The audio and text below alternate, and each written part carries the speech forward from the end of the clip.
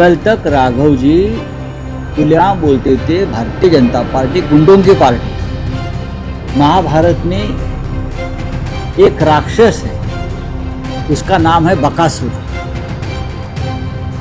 उनकी जो भूख है कभी मिटती ही नहीं, उसका पेट कभी भरता ही नहीं। बकासुर नाम का एक पात्र है जो राक्षस है। विपक्ष कभी कमजोर नहीं होगा। ये जो 6-7 लोग चले गए हैं, ये कोई पब्लिक फिगर नहीं है, ये सोशल मीडिया के पेज 3 के नेता है। देखिए, ये जो कल हुआ है राज्यसभा में 7 सांसद राज्यसभा से, खास करके वो सांसद है पंजाब से, पंजाब विधानसभा से वो राज्यसभा में आ गए। राघव चड्ढा है उसमें, संदीप मित्तल है, संदीप पाठक है, और भी नाम है कुछ। भारतीय जनता पार्टी जो राजनीति कर रही है वो सबको मालूम है। उनकी राजनीति एक ही शब्द है, उसमें हम उसको कहते हैं निर्लज्ज। लज्जा नहीं है उनको। लेकिन ये जो लोग हैं राघव चड्ढा जैसे, जो हमारे मित्र भी रहे, कल तक राघव जी खुलेआम बोलते थे भारतीय जनता पार्टी गुंडों की पार्टी है, गुंड और भ्रष्ट लोगों की पार्टी है। ये राघव चड्ढा भी बोलते थे, संदीप मित्तल जी भी बोलते थे, संदीप पाठक भी बोल रहे थे, और ये सभी लोग अचानक होलसेल में गुंडों की पार्टी में चले गए, भ्रष्ट लोगों की पार्टी में चले गए। मुझे अफसोस था जब संदीप मित्तल जी को राघव चड्ढा की जगह पर पार्टी का उपनेता बनाया राज्यसभा में, तब वो बहुत खुश थे, खुश दिखते थे।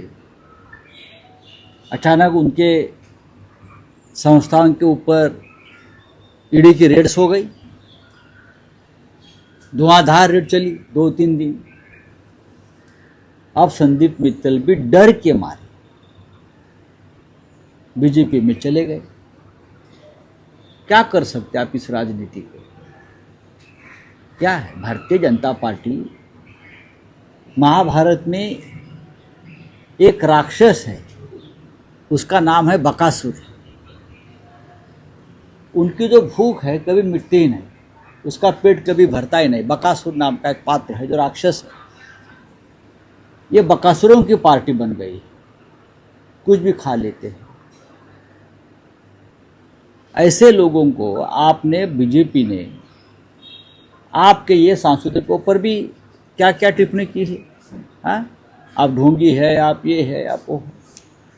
अब आपके वॉशिंग मशीन में आने से ये सब धुल जाएगी, जैसे हमारे पार्टी का हो गया, एनसीपी का हो गया, और पार्टी का हो गया। प्रेसिडेंट ट्रंप ने जो कहा है कि भारत एक नरक राष्ट्र है,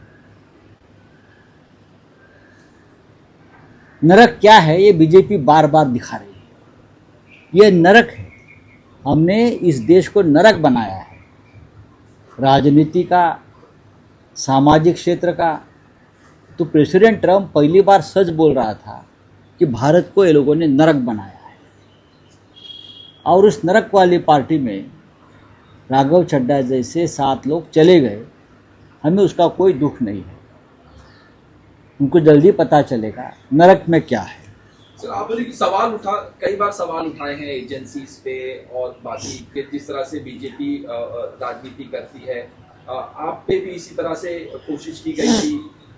नहीं, हमारे ऊपर कोशिश की गई है, हमने नहीं मानी उनकी बात। हमने एक लेटर लिखा वेंकैया नायडू को उस वक्त कि मेरे पे दबाव है पार्टी छोड़ने के लिए, उस वक्त जब सरकार बंद रही थी। जब मुझे अरेस्ट किया तब भी दबाव था, उससे पहले, कि आप पार्टी छोड़ दीजिए। लेकिन मैंने मेरी पार्टी से बेईमानी नहीं की, न करूँगा, और हमने जेल जाना पसंद किया। ये लोग इसलिए डरते हैं कि उनके पास